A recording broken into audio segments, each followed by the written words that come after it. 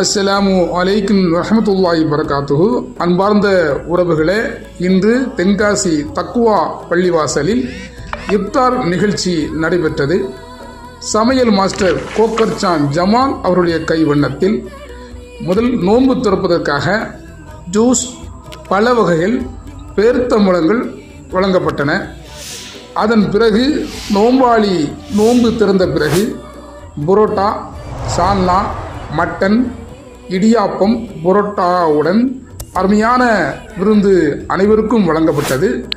இந்த நிகழ்ச்சியை அருமையாக ஒருங்கிணைத்து எல்லா வந்த சவருக்கு உணவளித்தமைக்கு ஜஸாக்கல்லா ஹைர்.